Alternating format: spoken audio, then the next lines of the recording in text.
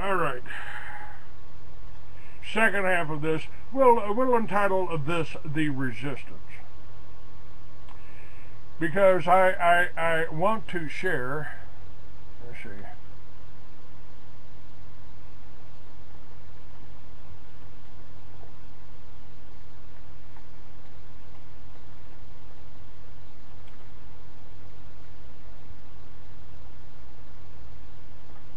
Okay, hang on.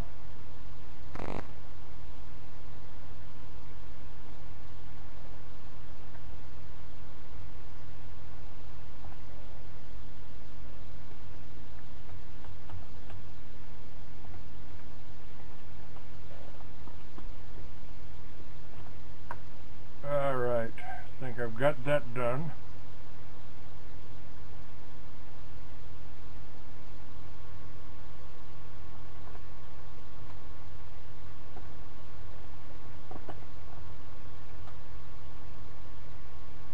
All right, where are we at here? Okay, we're still recording. And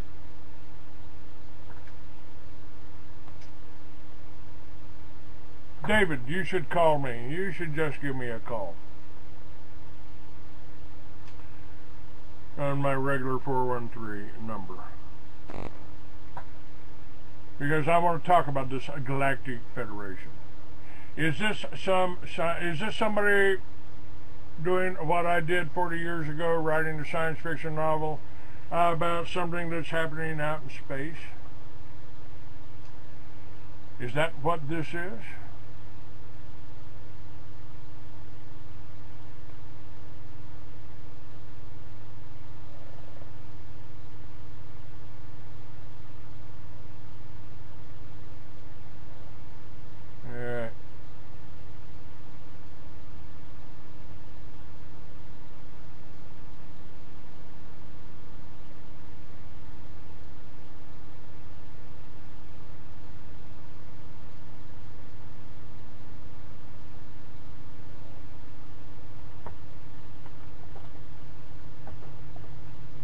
Now, again, I can't put the source on this.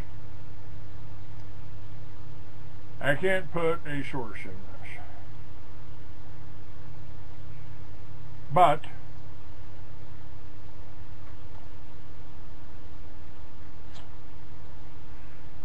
they talk about, let me go ahead. They talk about Planet X in this. They talk about that. They say that their increased joint force has turned the course of events, and now the dark forces are in retreat.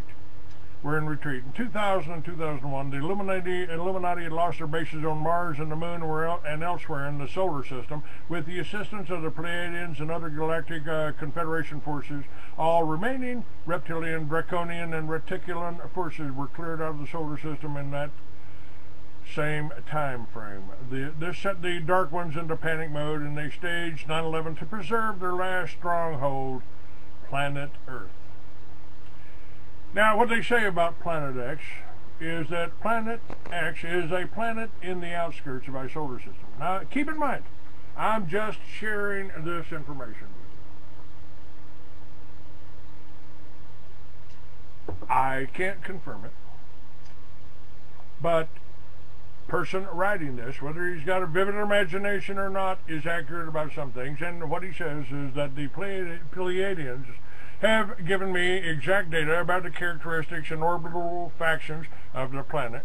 It has a rock interior and surface covered with frozen methane gas, which gives it a bluish hue. Its diameter is 9,400 miles. Its mass is 0.76 Earth mass. Semi-major axis of the orbit is 70 AU, and the inclination is 40 degrees. Imagine my delight and surprise when I found an article by Japanese astronomer Patrick Kawaka, who stated that in 2008 that hypothetical planet X should be composed of rock and ice, its diameter between 6,200 and 9,300 miles, and its mass between 0.03 and 0.07 or 0.7 Earth masses. Semi-major axis of this orbit between 100 and 170 AU and inclination up to 40 degrees. The main reason why the astronomers have officially not yet discovered this planet is that they're told by the cabal not to report it. Also, they're mainly looking for new planets near the ecliptic because of its highly inclined orbit, which is not where Planet X is to be found. Since it is a pretty big object, it would be fairly even to see, even for larger amateur telescopes if you knew where to look. And by the way, it is not Nibiru, and it's not going to crash onto Earth. 9/11 had not turned out as the cabal had planned. Instead, it served as an awakening trigger that helped many humans realize what is going on beyond the propaganda of the mass media. This new awareness made it easier for the resistance movement to improve their plan of overthrow of the Illuminati on planet Earth. Until 2003, they managed to clear all deep underground military bases. Only the uppermost portions of those bases remain. Since then, the Illuminati has filtrated around 900 of its operatives inside the Illuminati network, most in top positions in the military and intelligence agency. Those operatives are undetectable, and the Illuminati have no idea who or where they are. In January and earlier February of this year, 2012, the resistance movement has seized most of the gold that was in Illuminati hands. If you're asking yourself where the Yamashita gold is, now you know the answer. It's not in the Mariana Trench. It's not in Fort Knox. It's not in the cellars of the private Rothschild villas and chateaus. It's not in vaults under the Cloton Airport. It's not in safes or UBS in Zurich. It's not scattered in safes of small banks around the world under Jesuit control.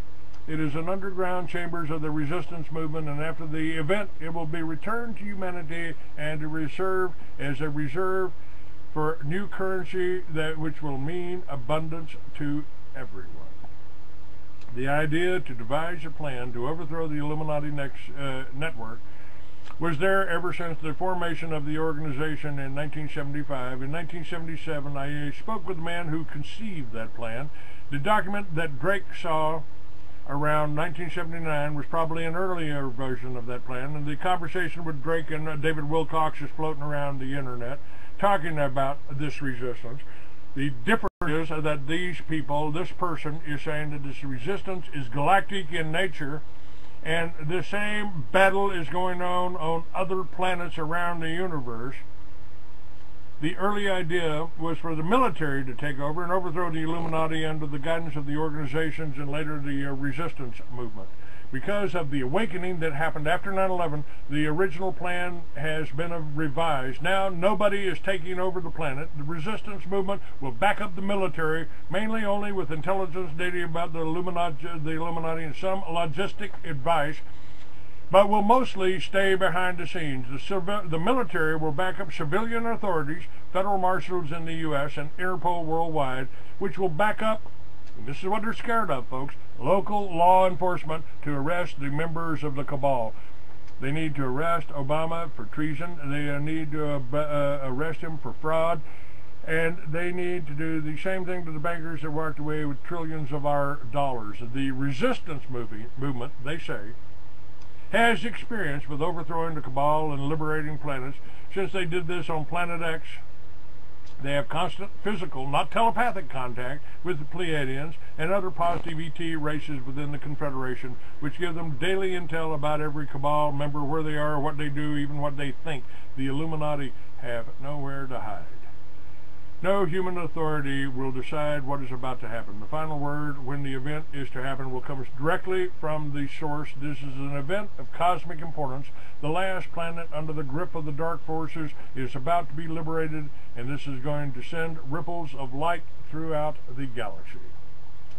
Just before the event, the source will send a pulse of light through the Galactic Confederation, and the Pleiadians will instruct the resistance movement to use its 300 operatives on the surface of the planet to contact the key people inside the military and law enforcement, and then the operation will start. After the operation is completed successfully, there may be people who would like to take advantage of the situation by setting up their own government confiscating funds. Because the cabal will be taken care of does not mean that human greed and lust for power will be exterminated. They are simply part of the character for a percentage certain percentage of unenlightened human population. The rest assured that the resistance movement knows who those people are, their actions are being monitored, and they will not be allowed to take advantage of the situation. Until a certain degree of awareness on the planet is reached, the resistance movement will be working behind the scenes for the benefit of humanity. At a certain point, most likely not long before first contact with positive extraterrestrials, they will make themselves public. They've created a fund of $120 trillion, which will be given to humanity along with other prosperity packages. They're in possession of very advanced technologies, mostly of extraterrestrial origin. They will provide some background assistance for putting forth 6,000 inventions that were developed by geniuses around the world and then suppressed by the cabal. After that, they will introduce some of their own technologies, which are even more advanced. This blog was created under instructions from the resistance movement with the purpose of instructing the surface populations about certain developments in 2012. Many surface operatives of the resistance movement read this blog as it contains some coded communications for them. Internet is the easiest way to give them certain not very sensitive intel, at least part, which can be safely transmitted through public channels. In the future, the resistance movement may decide to give some communications to the general public, and this blog will become an official communication channel for the resistance movement on the surface of this planet. And this is at American Kabuki. I linked it on my site. I linked it on my site because I want you to make up your own mind. I want you to know if hey, tell Mama Bear I said hello, Papa. How are you? And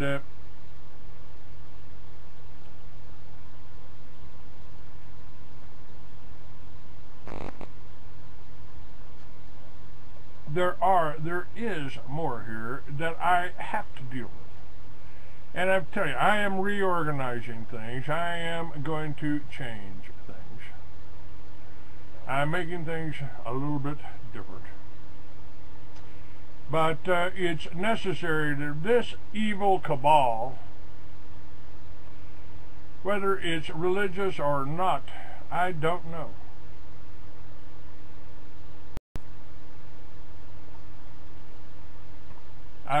There are so many sources out there, and their whole plan is to control both sides of the situation. This is what they do.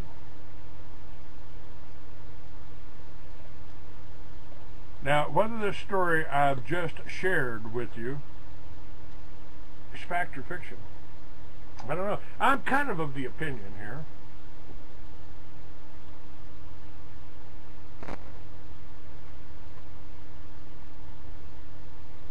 Ooh, hot springs. Okay.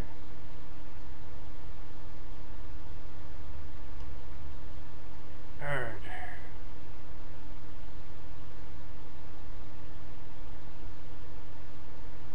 Just had a little error reporting here. Let's check out some of the other chat rooms. Okay. And this one. Okay.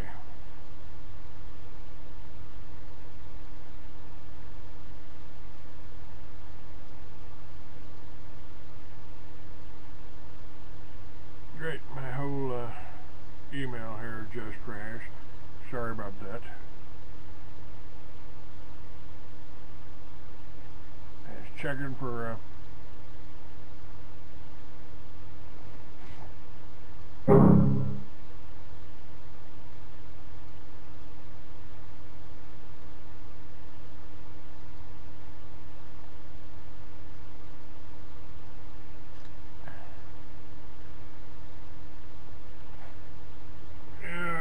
actually, you know, Graybeard, you're asking a good question there. I don't know about the citizen soldier.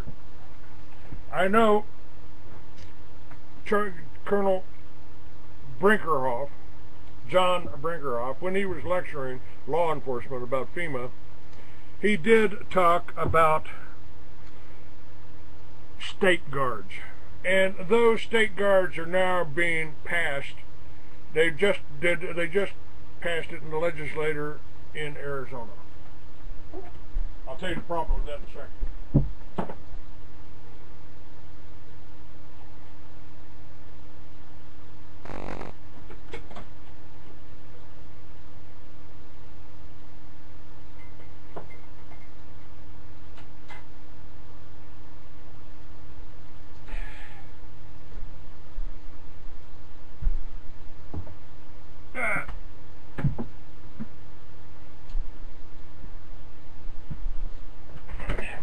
The problem with that is who takes it over.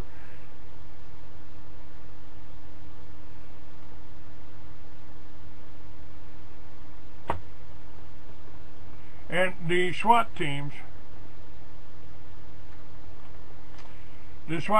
are being trained by the feds to kill you, to just like the soldier that they shot with a tear gas canister.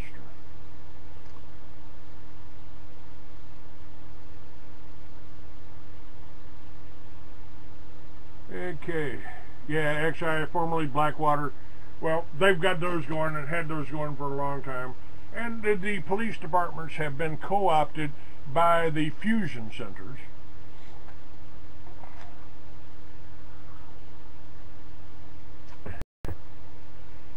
Yep, the spice, I would say, is the spice is the heroin, the cocaine, and the methamphetamine that they're making out of the ephedra plant. So, and you know, we're in. We got our troops guarding those crops there.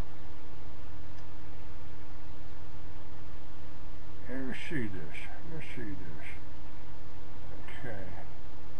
Just realized where I had something here.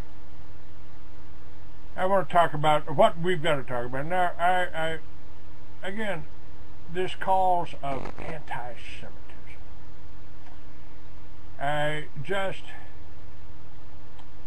It's really, really interesting to me that they do that. Okay.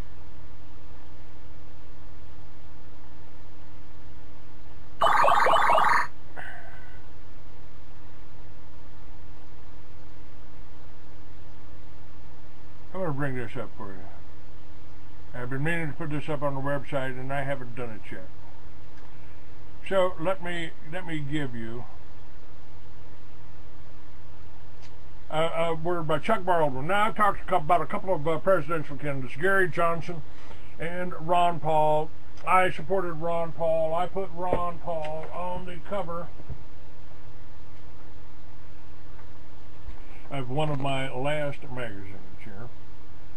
I put Ron Paul and George Bush on the cover, talking about the North American Union, the giant step towards one world government. This is back in 2008.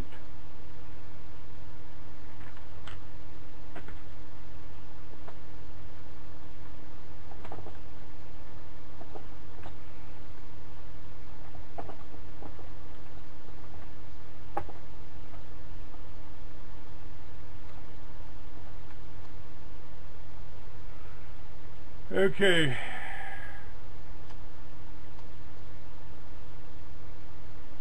I have met Ron Paul. I have had Chuck Baldwin on my show. I've had Ron Paul on my show. Chuck Baldwin says, today I'm going to do something I've never done. I'm going to devote virtually my entire column to posting another man's words. That man is the man who should be President of the United States, Congressman Ron Paul. The following transcript of a speech Dr. Paul gave on the floor of the U.S. House of Representatives back in 2007. Had Congressman Paul been elected president in 2008, the country would have be 4 years into the greatest economic, political, and spiritual recovery in the history of America. The U.S. is on the brink of totalitarianism and economic ruin. You can mark it down. 4 years from now, it won't matter to a tinker's damn whether Barack Obama or Mitt Romney was elected president this November. Neither man has the remotest understanding of America's real problems, nor the courage and backbone to do anything about it, if they did understand.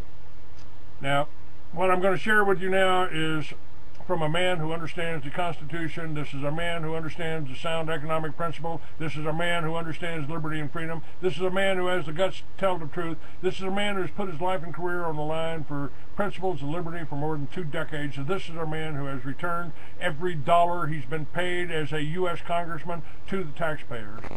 This is the man who should be President of the United States.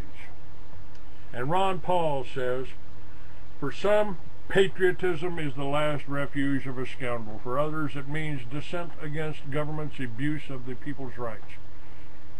I've never met a politician in Washington, or any American for that matter, who chose to be called unpatriotic, nor have I met anyone who did not believe he wholeheartedly supported our troops wherever they may be. What I've heard all too frequently from various individuals are sharp accusations that because their political opponents disagree with them on the need for foreign military entanglements, they were unpatriotic, un-American evildoers deserving contempt, just like we got on the chat room by these ignorant trolls. The original American patriots, says RonPaul, were those individuals brave enough to resist with force the oppressive power of King George. I accept the definition of patriotism as that effort to resist oppressive state power. The true patriot is motivated by a sense of responsibility and out of self-interest for himself, his family, and the future of his country to resist government abuse of power. He rejects the notion that patriotism means disobedience to obedience to the state. Resistance need not be violent, but the civil disobedience that might be required involves confrontation with the state and invites possible imprisonment.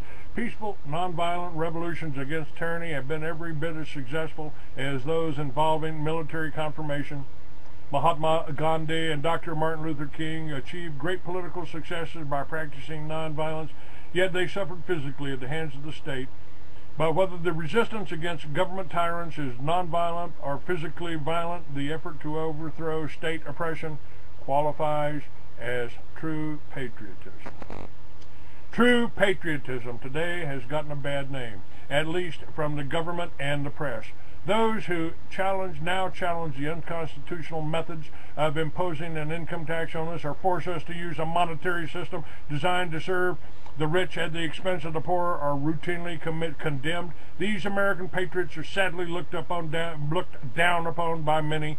They are never praised as champions of liberty as Gandhi and Martin Luther King have been. Liberals who withhold their taxes as a protest against war are vilified as well, especially by the conservatives. Unquestioned loyalty to the state is especially demanded in times of war. Lack of support for a war policy is said to be unpatriotic. Arguments against a particular policy that endorses a war once it started are always said to be endangering the troops in the field. This, they claim, is unpatriotic, and all dissent must stop. Yet it is dissent from government policies that defines the true patriot and champion of liberty. It is conveniently ignored that the only authentic way to best support the troops is to keep them out of dangerous, undeclared, no-win wars that are politically inspired. Sending troops off to war for reasons that are not truly related to national security, and for that matter may even damage our security, is hardly a way to patriotically support the troops. Who are the true patriots? Those who conform, or those who protest against wars without purpose? How can it be said that blind support for war, no matter how misdirected the policy, is the duty of a patriot? Ralph Bourne said that war is the health of the state. With war, he argued, the state thrives. Those who believe in the powerful state see war as opportunity. Those who mistrust the people and the market for solving problems have no problem promoting a war psychology to justify the expansive role of the state. This involves the role the federal government plays in our lives as well as our economic transactions. Moreover, the neoconservative belief that we have a moral obligation to spread American values worldwide through force justifies the conditions of war in order to rally support at home for the heavy hand of government. It is through this policy, it should surprise no one, that our liberties are undermined. The economy becomes overextended, our involvement worldwide becomes prohibited out of fear of being unpatriotic. Most of the rest of the citizens become compliant and accept the argument that some loss of liberty is required to fight the war in order to remain safe. This is a bad trade-off, says RonPaul, in my estimation, especially when it's done in the name of patriotism. Loyalty to the state and autocratic leaders is substituted for true patriotism. That is a willingness to challenge the state and defend the country, the people in the country. This is in the culture. The more difficult the times, the stronger the admonition comes that the leader be not criticized. Because the crisis atmosphere of war supports the growth of the state. Any problem invites an answer by declaring war, even on a social and economic issue. This elates patriotism in support of various government solutions while enhancing the power of the state. Faith in government coercion and a lack of understanding of how free societies operate encourages big government liberals, big government conservatives to manufacture war psychology, to demand political loyalty for domestic policy as it is required in foreign affairs. The long-term cost of dollars spent and liberties lost is neglected as immediate needs are emphasized. It is for this reason we have multiple perpetual wars going on simultaneously, thus the war on drugs, the war on gun ownership, the war on property, the war against illiteracy, the war against terrorism, as well as our foreign military entanglements are endless. All this effort promotes the growth of a statism at the expense of liberty. A government designed for a free society should do the opposite, prevent the growth of statism and preserve liberty. Once a war of any sort is declared, the message is sent out not to object or you will be declared unpatriotic. The mainstream I media am Clay won't tell Douglas. you. At Truth Radio, you can listen live or listen to a large selection of archived programs. TruthRadio.com. The Truth. Thank you very much for listening, folks. I am Clay Douglas. I am doing Liberty Villages, and I could be coming to your neighborhood, to your state. Call recording has been completed.